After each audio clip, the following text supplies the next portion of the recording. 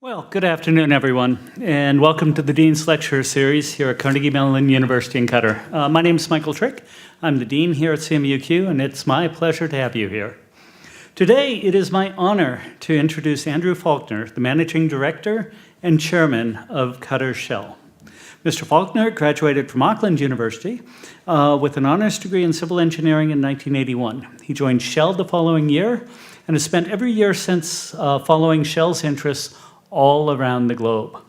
During his 37-year service with Shell, Mr. Faulkner has held a wide variety of technical and commercial positions in many countries around the world.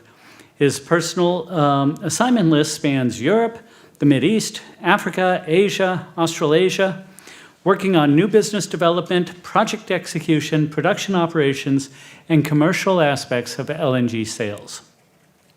Mr. Faulkner joined Qatar Shell in April 2017, taking up the role of Managing Director and Country Chairman. Today, Mr. Faulkner will be discussing the topic of international energy companies and their role in human development and sustainable growth. Before I invite Mr. Faulkner to the podium, I'd like to take a moment to greet the members of the media. Thank you for being here today. As you know, we've reserved the Q&A portion of the presentation for members of our academic community. So if you'd like to ask specific questions of our guest, please wait until we break for refreshments. Now, would everyone please join me in welcoming Andrew Faulkner to the Dean's Lecture Series. Ladies and gentlemen, distinguished guests, thank you for the opportunity and frankly the pleasure of being able to spend a little bit of time with you today. And a little bit of time to spend talking about some really, really important topics. In fact, it's kind of hard to imagine the ability to have a good conversation on energy transition and climate change and human development in a space of 1 hour, but I'm going to give it our best shot. And I look forward to, in particular, the question and answer session. I look forward to that in particular. So do save up those questions and think of some appropriately tough ones for me. As you heard the Dean mention, I'm the MD and the Chairman of Qatar Shell. I'm a New Zealander. I graduated a long time ago from Auckland University, but it is nice to be back at a university. Auckland University didn't quite look as beautiful as this university, but it's great to be back in a university environment. Joined Shell 37 years ago and have wandered the globe ever since. In New Zealand, we have something that's called the Great OE, which is what students do when they finish their degree. The OE is the overseas experience, where you go over from New Zealand and you live in Earl's Court or somewhere like that in the UK, and you spend some time working in various establishments, see a little bit of Europe, and then come home. I'm still into my 37th year of the Great OE, and the wonderful thing about my Great OE is I'm getting paid to do it. And it is truly a privilege and an honor to be with a company that enables you to spend so much time in such a variety of fascinating places around the world, because you only get to know that country once you spend a little bit of time there. And so having had 2 years here is an absolute privilege, as well as getting to be part of Qatar for that, what has been actually a very pivotal and informative number of years. But anyway, here I am today at Carnegie Mellon University here in Qatar to have a bit of a conversation around Shell by definition, but a bit of a conversation around energy transition, climate change, sustainable development, and human development, which are 4 immensely important subjects. And I'll try and weave those together, and I'll try and weave Shell in there by definition and my experience as much as I can possibly can. A little bit about Shell, because I have to.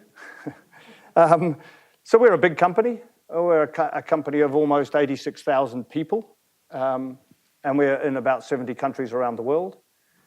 And our job is in the oil and gas and petrochemical side of things. And most of you will have seen our petrol stations somewhere in the world if you have been traveling.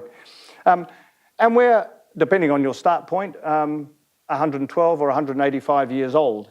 But it's a long history. It's 100 years plus. And Shell's purpose. Shell sees itself as a very important player and contributor to the world's development.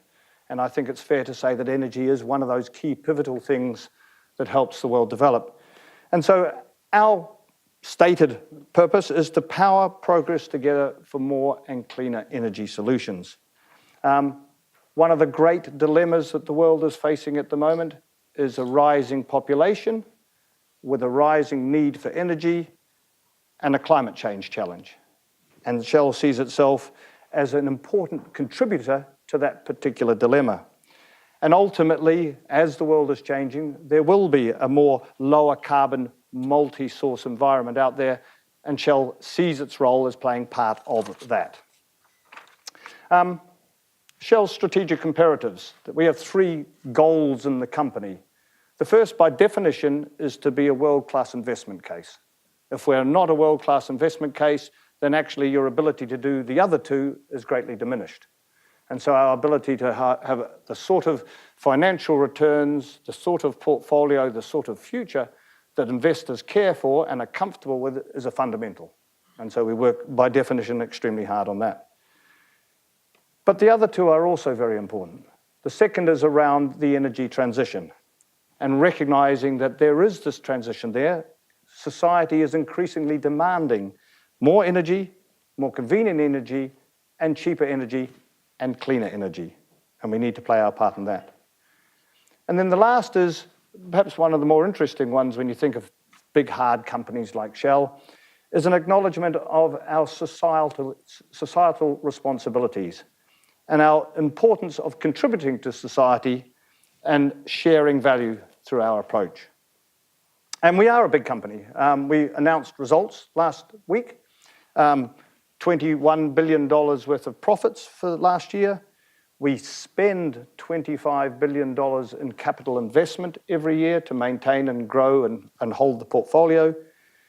We invest about $1 billion a year in research and development, and we invest between $1 and $2 billion a year in new energies, which is a part that we'll come to in this conversation a little bit more. So we're a big company. We're a profitable company. We're an influential company. We're an old company. But people often say to me, but do you have a role in the 21st century? And when the 21st century ends, will Shell still be around? Does the 21st century spell the doom for the great dinosaurs of the oil and gas industries as it did for companies like Kodak and the film industry? And the answer is, yes, I believe it is, and I believe there is. When you think of history, you know, in the last 100 years, what has been achieved in mankind has been quite astonishing. And there have been just the most incredible array of developments, both technical and human, throughout the last century. And Shell has managed to find its way and adapt and play profitably throughout that whole period of time.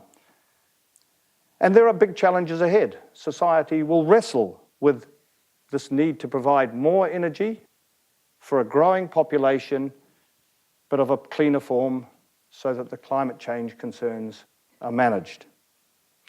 And so it's not a time to sit back and wait. It's not a time, in Shell's opinion, to wait and see what other people do and follow. Shell has historically been a leader in the industry, and Shell has no intention of not being a leader or trying to be a leader in the world that we're coming into. The company, by definition, sees commercial opportunity in the energy transition and wants to be a part of that. But also, as I said before, and through a societal force for good and thriving in that energy transition, it wants to be part of providing the solution as well. And let's therefore talk a little bit about climate change, because it's a subject that's near and dear to a lot of people's hearts, including my own, and it's a subject that you hear a lot about. And the simple fact of the matter is the world needs more energy. There's a large proportion of the world that don't really have access to energy, or whose standard of living is linked to energy. So it needs more energy. The population continues to grow. It's heading towards 10 billion, as you know. And at the same time, we're worrying about the effect of climate change. And for all the enthusiasm, the right enthusiasm on renewables provide about 20% of the world's energy demand at the moment. And even under a very optimistic scenario over the next 80 or 90 years, that percentage will only increase towards 50, 60, 70, 80%. And that's at the same time as the world's energy demand will double because of the increased populations and because of populations stepping up the GDP growth curve. And so while the percentage of hydrocarbons, the traditional side of things, will decrease, the absolute volume of hydrocarbons required, the coals, the oils, the gases, will remain extremely high. And yes, there'll be move away from the more dirty side of those, away from the coals towards the oils and in particular towards the gases, but traditional hydrocarbons are not going to disappear in the next 70 or 100 years. And so the world is changing and Shell wants to be part of that. And therefore, a large portion of our business will remain focused on the traditional hydrocarbons because that's where the demand is. But that said, we have committed to make sure that our traditional hydrocarbon business becomes as clean as it possibly can.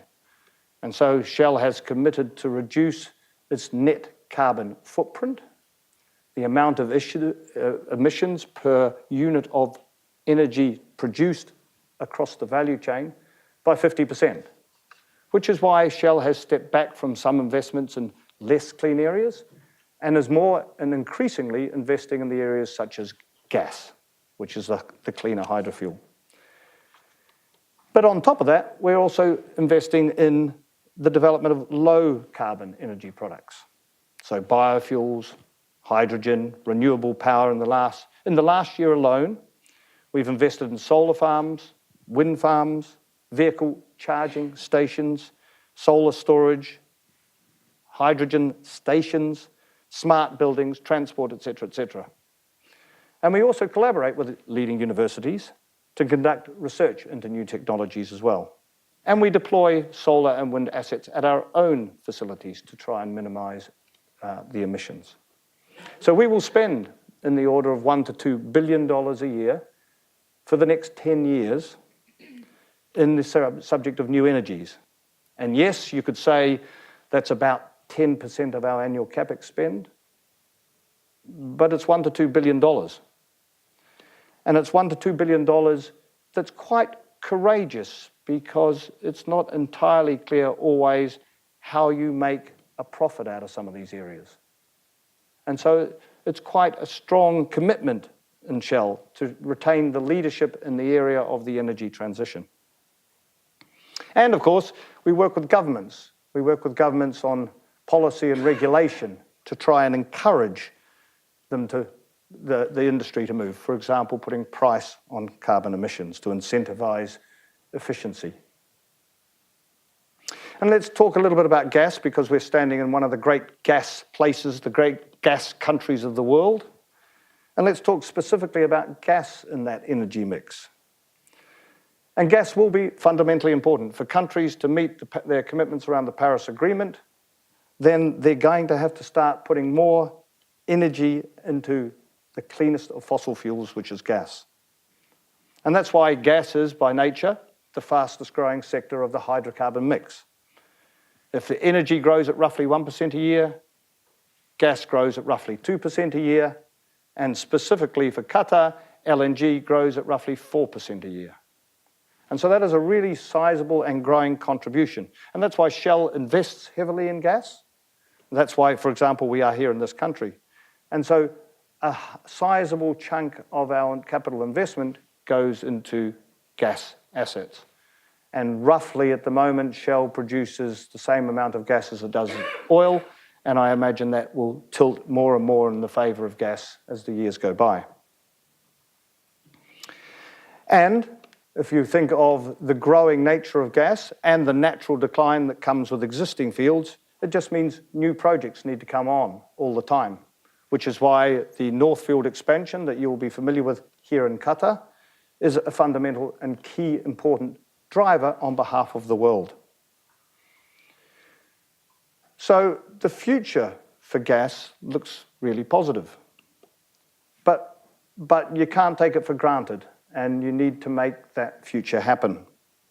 The success of gas as the cleanest of the hydrocarbons depends on maintaining its cleanliness, its advantage over fuels like coal and oil. Methane emissions, which are part of the processing of gas, are a key angle to this one. And it is critical that we reinforce the environmental case for gas on all occasions. Gas is roughly, if you consider it in the form of generating power, 45 or half the emitter than coal is or oil is.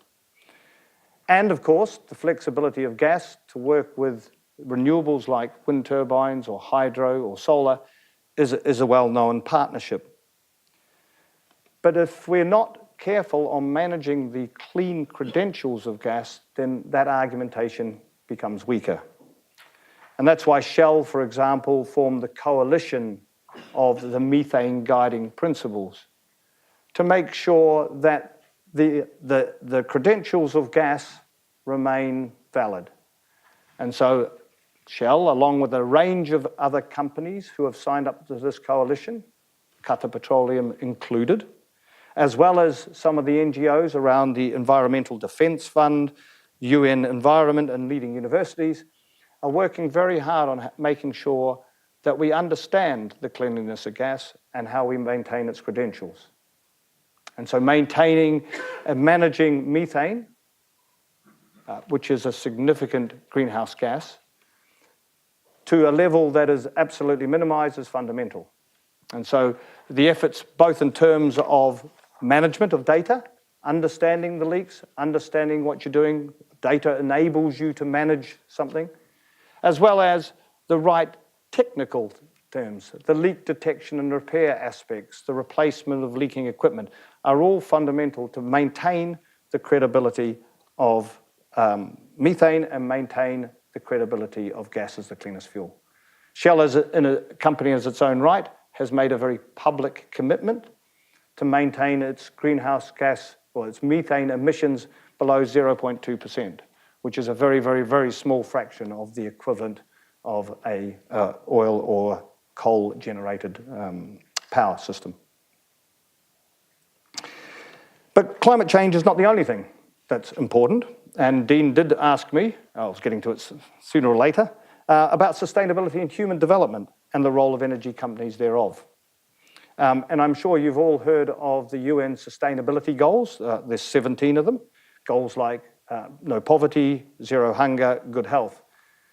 But in my opinion, there's one of the goals that is actually fundamental to all of them, and that is the universal access to clean, affordable energy. Ban Ki-moon, the former UN Secretary General, described energy as the golden thread that connects economic growth, social equity, and environmental sustainability. And his predecessor, the late Kofi Annan, called the failure to provide energy to all as one of the great injustices of the 21st century. 1 billion people today have no access to electricity. As many again have an unreliable or unsafe connection. So that's 2 billion people without a modern energy supply. That's a quarter, or more than a quarter of the world's population. And that's a lot of people. So access to energy is obviously not an issue here in the Middle East. 98% of people across the Middle East have access to energy. But if you compare that to sub-Sahara Africa, then the number drops to around 40%. And the contrast is significant. I think the Middle East has some challenges, and I'll come back to those later. But if you think of the issues associated with sub-Sahara Africa, for example, then they are enormous. Throughout my career, I have traveled and I have seen some of the evidence of this myself. I lived for 4 years in the swamps of Nigeria. And there was the starkest example of what, in a geographical sense, a few meters could make. So inside our camp, down near Warri in the delta of Nigeria, we had a camp, we had power, we had schooling, we had recreational facilities, we had access to all sorts of food, and we were in a very good condition.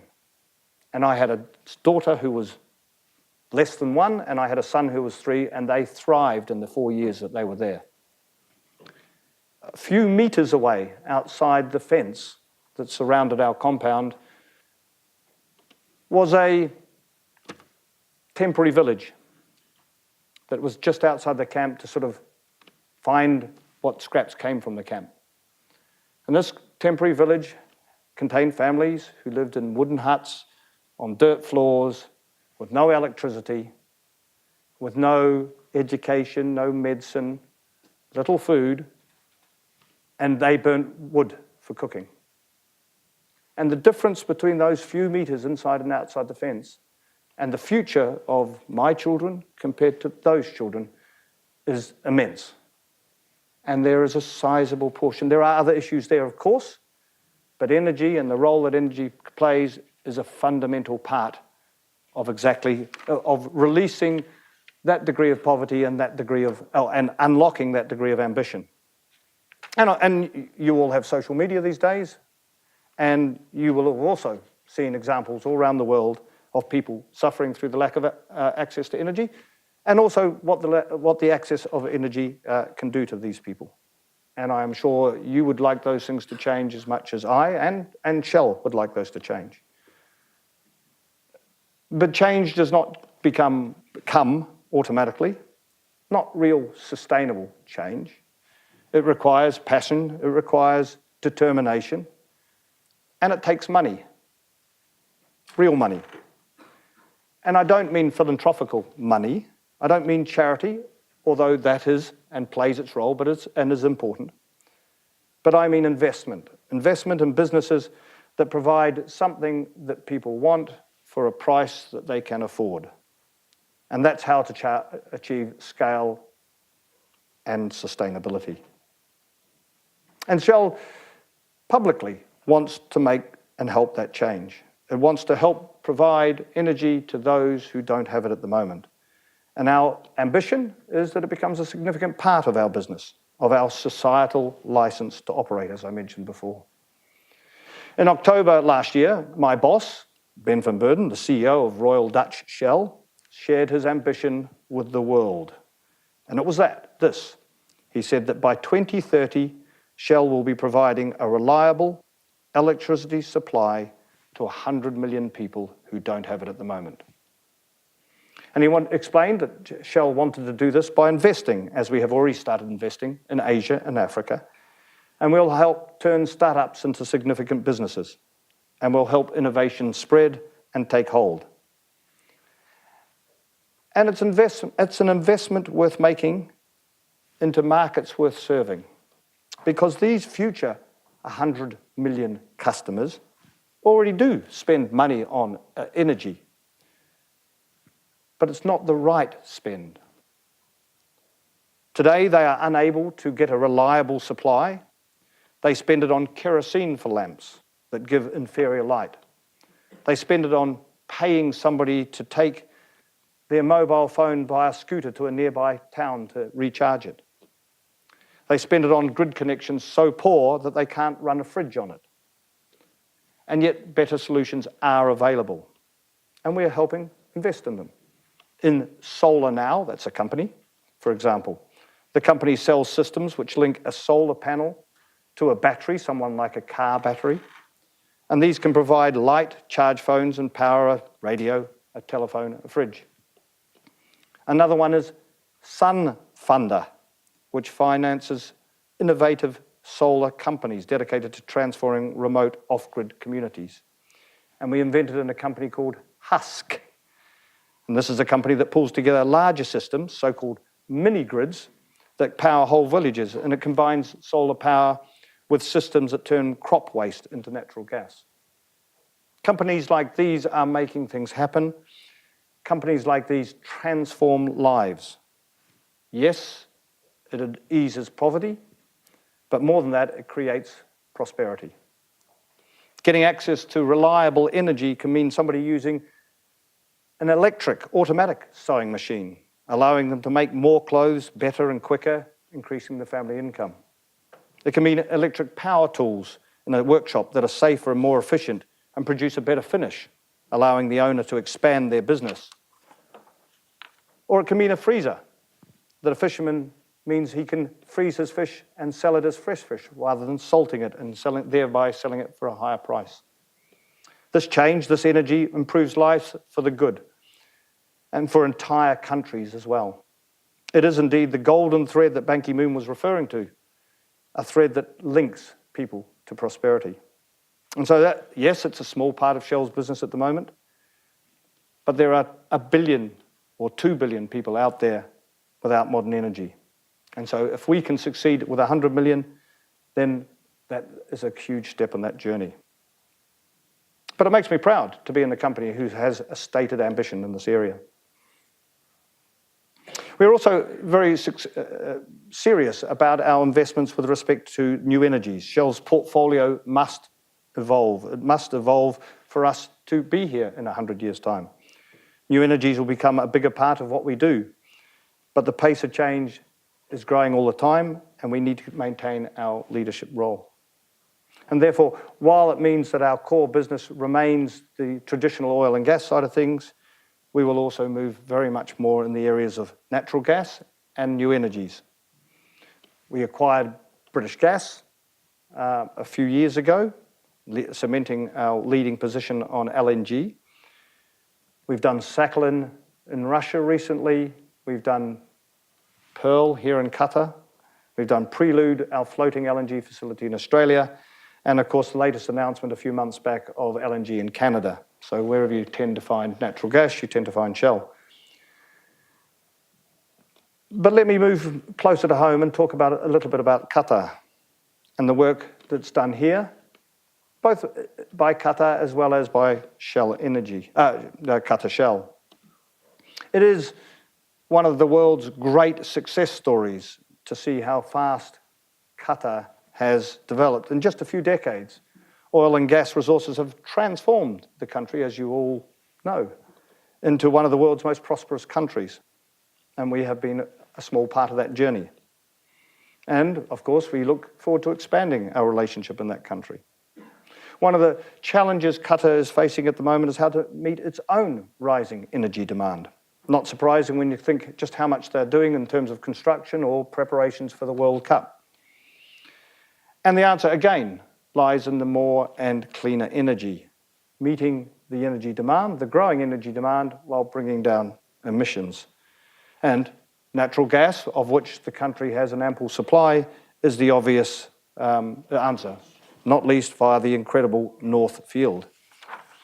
Not only does gas generate power for Qatar, but it feeds other industries such as petrochemicals and gas to liquids. But Qatar is also on its own energy transition journey. The Ministry of Environment has established a special department for climate change.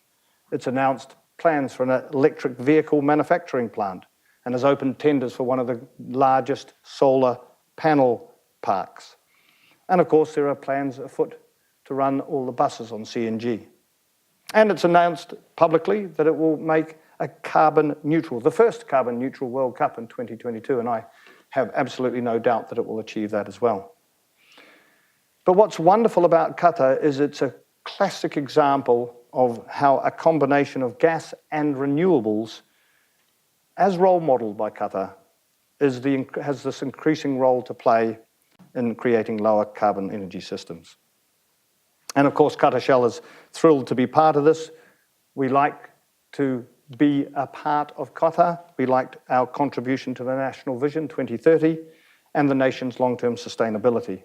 And we try and do that through a number of mechanisms, both fiscal, but also a variety of other ones. Most directly, we operate the Pearl Gas to Liquids facility up in Ras Laffan. The Pearl facility is quite something. It has the space, roughly, of 36 football fields. It has the concrete of 2 Burj Khalifas. If you took its cables, they'd run from Doha to Houston. If you took the surface area of its catalysts, they're 10 times the surface area of the state of Qatar. And the water it cleans as part of its process would feed a town of 140,000. It is quite a plant. And it turns gas from the North Field, into a variety of products, in particular around gas oils, ultra-clean gas oils, ultra-clean kerosene, base oils, naphtha, and normal paraffins. And how do they help the energy transition? Because they are ultra-clean. They don't have the sulfur that other oil-based equivalents have, and they have 1/10 of the pollutants. And so it's a very viable solution. It's one that's exported around the world. Amsterdam Airport has chosen GTL products to fuel all of its airport-related activities. And of course, we're a strategic partner with Qatar Gas in QG4, an LNG plant. But we also provide things like $350 million worth of aviation fuel to Qatar Airways. We have secondees spread through a number of the Q companies. And we partner with Qatar Petroleum internationally in Mexico and Brazil and Singapore. We have 1,400 employees here, but if you took into account our contractors, then that number probably gets closer to 10,000. And that's the financial, that's the fiscal side of our partnership with QP, because the contributions for that, a sizable portion, of course, go to the state of Qatar correctly. But we also have a strong human development pillar, and that starts with Qatarization. Shell has worked around the world for over 100 years and has always been of the opinion that one of the key rationales for being there, one of the key rationales for partnership, is the development of the local staff and ensuring that they rise up in the company in the appropriate numbers and the appropriate quality into the senior management positions. And so we seek to provide the opportunities for Qataris within our company to recognize and develop to their best of their capabilities. We have 327 Qataris in our company at the moment, which is the highest number that we've ever had, and a number that I'm actually rather proud of. And we have been acknowledged for that and received awards for that. But it's not about the number, more to the point. What pleases me more is the quality of those and the way they find themselves increasingly into leadership positions. In just a few months, a gentleman by the name of Misfah al-Badawi will become the head of Pearl. That is one of the jewels in Shell's crown. It is one of the most senior roles, not just here in Qatar, but in the Shell group. And we will have a Qatari for the first time running Pearl. And we have a number of other Qataris who are moving through into my leadership team as well. And as we have always done, we seek to recruit. We recruited a record number last year, and we continue to seek to recruit. And those of you who will visit the job fair outside the door will see Shell rather prominent there as we seek to bolster our Qatari population. We also have a world-class research and development facility just across the road at the Technology Park that's been around since the opening of that. And just the other day, I signed off for another 10 years of residency. Why? Because R&D is a fundamental part of an energy transition.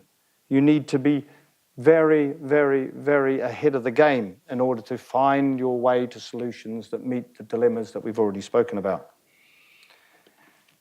But the research and development that we're doing there, which by definition is aimed at Pearl, but not Pearl alone, and tries to link into some of the challenges that Qatar and Qatar National Vision 2030 refers to, whether it's around carbon dioxide utilization, corrosion management, waste and byproduct management, and water solutions. So we like to think that even there we're contributing. We also have a company, a branch called Tafawak, which means excellence in Arabic. And it's a Qatar Shell learning program aimed at focusing and developing the competencies of project management professionals throughout Qatar, which is incredibly appropriate when you think of the number of projects that are ongoing. Established in 2012, it's a knowledge-based platform to lay the foundation for a high level of competency within the country. We partner with QP Qatar University, Hamad bin Khalifa University, in exactly doing this. And we've had now more than 1,200 individuals from 15 leading Qatari institutions, such as Qatar Airways, through that particular program. The other interesting thing about Qatar that links with today's theme of human development and sustainable growth is its young population. It is these young people, I believe, who will ultimately help and truly help the region build for the future. Given the wonderful education, training, and employment prospects, their success will feed the success of an entire nation. And that is something that I know both the EMEA and National Vision 2030, as well as Shell, have acknowledged. And industry can and continue to play a critical role in helping to create a new era of opportunity. The way we try and help the youth, two examples. One is around Kura time. We have a wonderful relationship with the Qatar Football Association, which of course is a wonderful relationship to have these days. And we have been aligned with them in terms of bringing the Kura Time program to the youth of the country. Since 2013, 20,000 children have gone through the program. It's based on something that we inherited from FC Barcelona. And it uses football as a tool to improve the life of young people. It promotes skills of teamwork, accountability, and leadership amongst its participants. And then the other example I'd give is around the Maharat, or the STEM initiative, the Arabic for skills, which is our flagship STEM initiative in partnership with the College of North Atlantic. And that promotes expertise in technology, science, engineering, and mathematics. And both programs are fully aligned with the Qatar National Development Strategy of 2018 to 22. So through astute investment and planning, oil and gas-rich countries can use their resources to diversify their economies, create direct jobs, and other opportunities through local supply and procurement contracts, not just within their own countries, but globally. And beyond oil and gas, as I have mentioned, renewable energy projects also offer real prospects for young people. Ultimately, with the right incentives, government can meet their rising demand for energy while helping to provide valuable chances for a generation to thrive. In closing, I think we live in a fascinating and challenging period of human history, a period where the world must find a solution to the dilemma of more energy and reduced emissions. A solution that will help raise the standards of living for billions. Not just the standards, but a link to prosperity. And with that, by definition, unlocking the ambitions of a huge number of people. Shell recognises it has a role to play in this, as does Qatar. But it needs the best and the brightest, those with the energy and the passion to make a real difference. So if you've got an idea, tell us. If you want to join us, join us. Because if Shell can help, we will. And after all, if the ideas don't come from the bright young people like you, then who will they come from? The world needs energy. The world needs your energy. Thank you. Yes, Amir Shabana from Qatar News Agency. In Pearl GTL, in your project here in Qatar, you face many problems in last 2 or 3 years, and this affected your production. So do you still face the same challenges, or you serve it in an efficient way? Thank you. No, thank you for the question. Yeah, no, ensuring the high performance of the Pearl GTL facility obviously is one of my highest priorities. It's true that over the last few years we've had a number of outages, unplanned downtime. There's a huge amount of work ongoing, has been ongoing, to try and proactively identify some of the challenges that might come at us. It is a sizable and new facility, of course, so that's not unusual for a facility to have some sort of early problems. I'm confident that we have got a good handle on the challenges associated with the operating of the Pearl, and I remain confident, as I have said to my management, that we will perform as per plan for the coming years. Thank you. I'd like to thank you for coming here and giving us this opportunity. My question is, you spoke about where the demand is, and you're producing where the demand is. So how is Shell, if so, trying to change this demand towards renewable energy in its operations? Because the pace which climate change is happening is faster than the push towards renewable energy right now. Yeah, no, and it's one of the great dilemmas, of course. The world, and I think all society, would like to move to and find energy solutions that are clean and sustainable. And they'd like that to marry up with the demand of the world as fast as it possibly can. Unfortunately, it doesn't happen that fast, and renewable energies, as I mentioned, are only 20% of it now.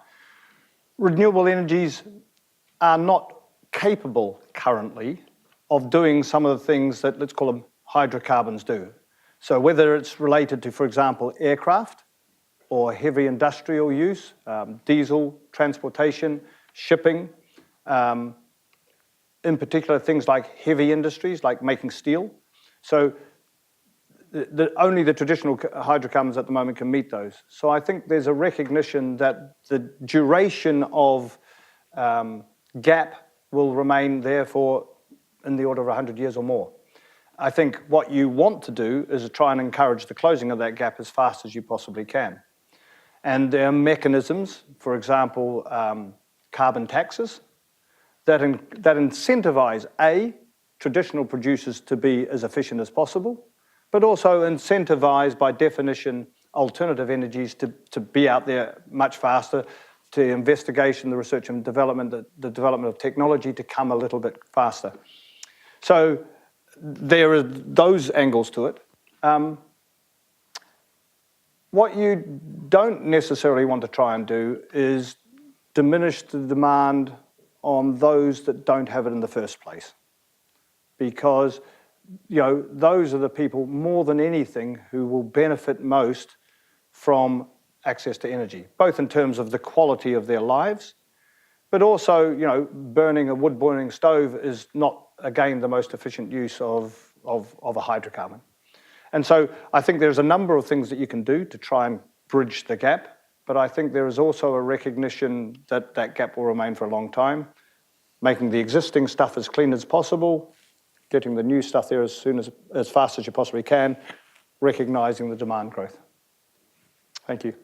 I've noticed that the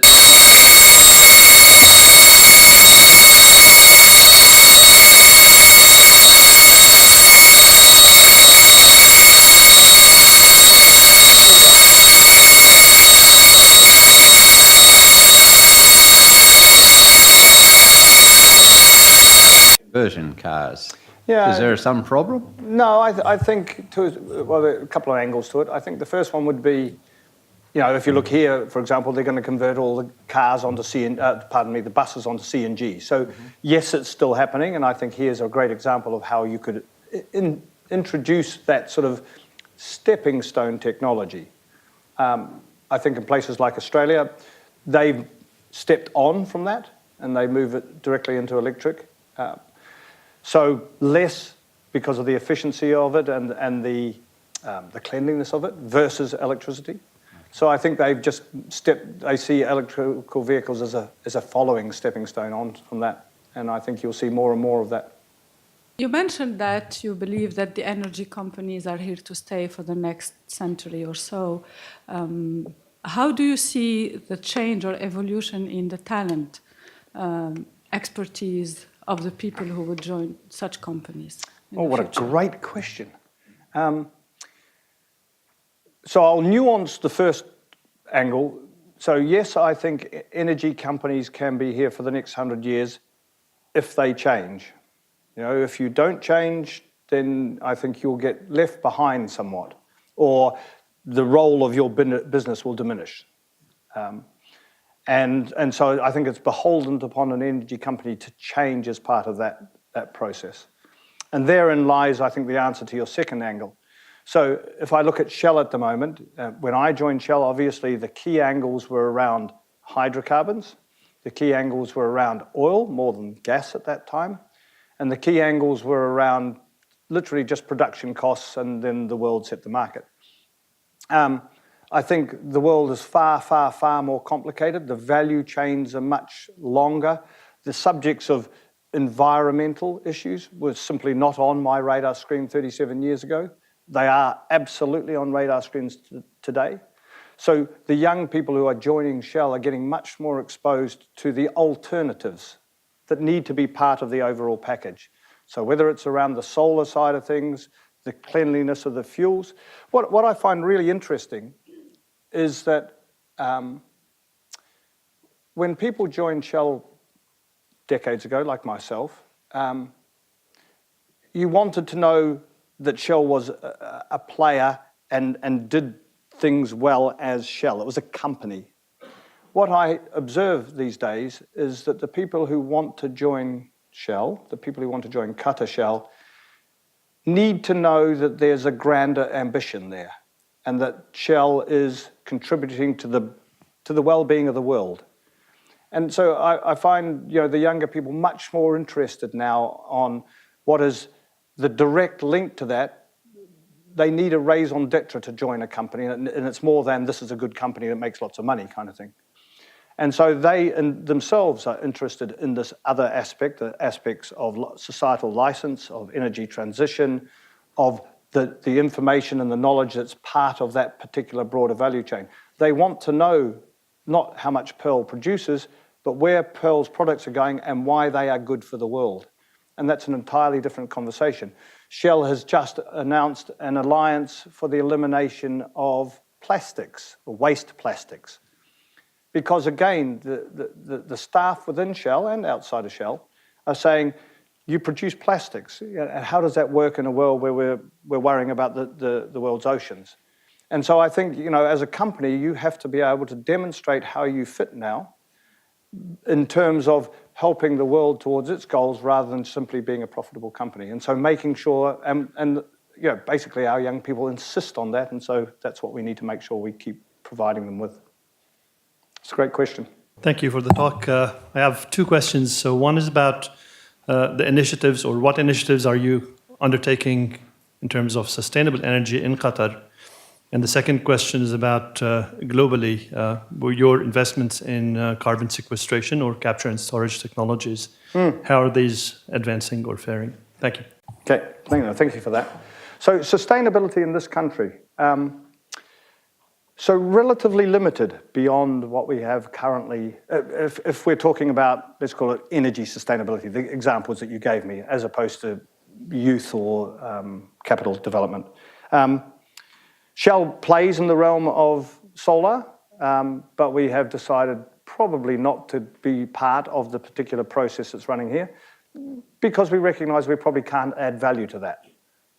Shell sees itself very much as a value chain aggregator, and a simple tender for the provision of a solar park is probably something that would be less than competitive on. But of course we looked at it. The issue, and I'll answer two questions at once, the issue around carbon capture and sequestration is something that we've looked at here before, and we will continue to look at, since we see it as a fundamental opportunity at the right time. And then the third angle I'd bring to this conversation is around methane guiding principles. So it was an initiative kicked off by Shell globally. A large number of companies are signed up to it, including Qatar Petroleum. And as part of that, it's a degree of influence that brings Qatar Petroleum as part of that.